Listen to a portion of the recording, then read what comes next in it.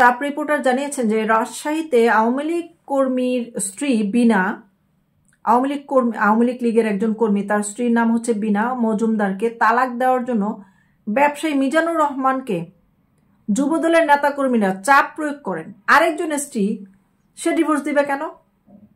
এবং এটা চাপ প্রয়োগ করে, এটা কোন ধরনের মানে মানে কি বলে এটাকে, স্পর্ধা, কি ধরনের আস্পর্ধা? কিন্তু মিজানুর রহমান তাদের কথা মতো স্ত্রীকে তালাক না দেওয়ার কারণে তাকে মারপিটও করা হয়।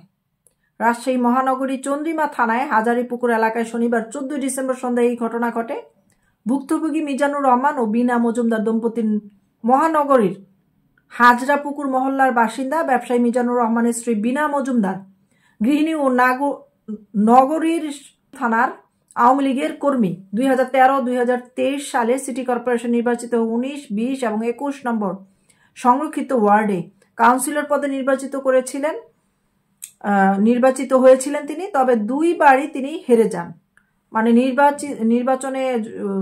নির্বাচন করেছিলেন, অংশগ্রহণ করেছিলেন, দুইবারই হেরে যান।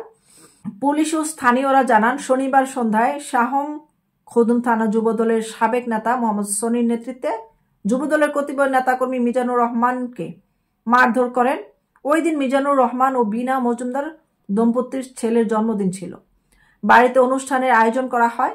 মিজানুর রহমান চুল কাটাতে বাড়ির বাইরে বের হলে তাকে যুবদলের সাবেক নেতা সনির নেতৃত্বে মারধর করা হয়। খবর পেয়ে চন্দ্রিমা থানায় পুলিশ ঘটনাস্থলে যায়, তবে জড়িত কাউকে গ্রেফতার না করে পুলিশ থানায় ফিরে যান। এই বিষয়ে মিজানুর রহমান বলেন, আমি পায়ে হেঁটে যাচ্ছিলাম, আমাকে দেখে সনি সহ যুবদলের নেতাকর্মীরা বলে স্ত্রীর কামাই খায়। আমি তাদের বলি আমি কাজ করে খাই, স্ত্রীর কামাই কেন খাবো? তখন তারা আমাকে বলে তুই যদি তোর বউকে তালাক না দিস তাহলে খবর আছে। তো বউকে কেন তালাক দিব প্রশ্ন করলে তার গালি দিয়ে তাকে মারধর করা শুরু করে। মারধরে তার হাত থেকে মাথা, কান, কপাল আঘাত পেয়েছেন, রক্তাক্ত হয়েছেন। ভুক্তভোগী ব্যবসায়ী মিজানুর রহমান জানিয়েছেন।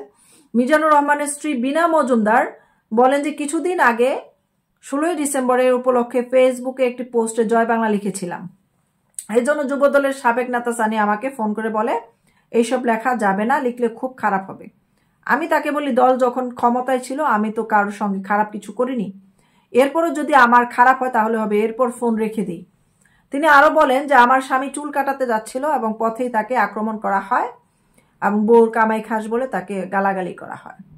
তো ঘটনাস্থলে পরে চিৎকার শুনে আমি ঘটনাস্থলে গিয়ে দেখি স্বামীকে উদ্ধার করি। সনি ছেলেটা কয়দিন আগেও আমাকে আম্মা বলে সম্বোধন করতো, ওই মহিলাকে মা বলে ডাকতো। চিন্তা করেন, মা বলে, মার প্রতি মনে হয় তার কুনজর ছিল, আর না হয়তো এরকম ডিভোর্সের কথা কেন বলবে।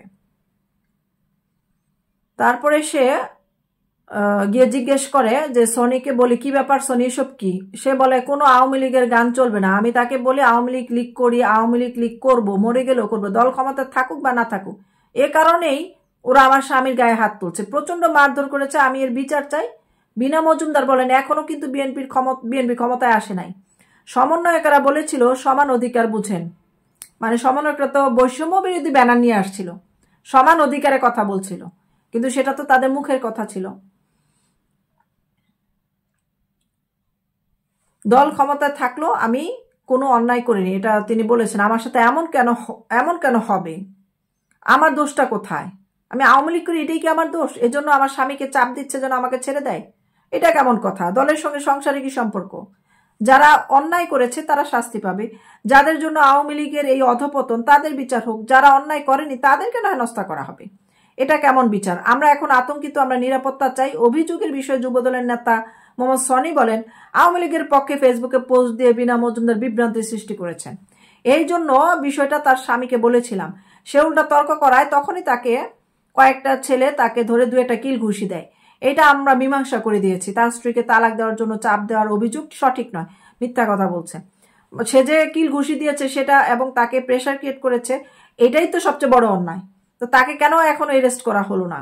এই বিষয়ে নগরীর চন্দ্রিমা থানার অফিসার ইনচার্জ বলেন মতিয়া রহমান ওসি, তিনি বলেন যে শনিবার সন্ধ্যায় খবর পেয়ে ঘটনাস্থলে পুলিশ পাঠাইছিলাম, পরে পুলিশ জানতে পারে স্থানীয় লোকজন ঘটনা মীমাংসা করে দিচ্ছে, তাই পুলিশ থানায় ফিরে আসে। রবিবার পর্যন্ত কেউ থানায় অভিযোগ দেয়নি, কেউ অভিযোগ করলে তদন্ত করে আইনগত ব্যবস্থা নেওয়া হবে। চিন্তা করছেন, বেটা মাথা ফাটাই ফেলছে মাইরা। এখন এই মহিলাও দেখতে একটু সুন্দর আছে, তো মহিলারা মা ডাকতেও মনে হয় সাইজ করতে চাইছিল, পারে নাই। যখন দেখছে আওয়ামী লীগের লোক, সে বিএনপি, তাকে পাত্তা দিবে না, এইটাই তার আসলে মূল উদ্দেশ্য। বউকে ছেড়ে দিলে, ডিভোর্স দিয়ে দিলে সে ধর্ষণ করবে খালি মাঠে, এখন স্বামীর জন্য পারে না।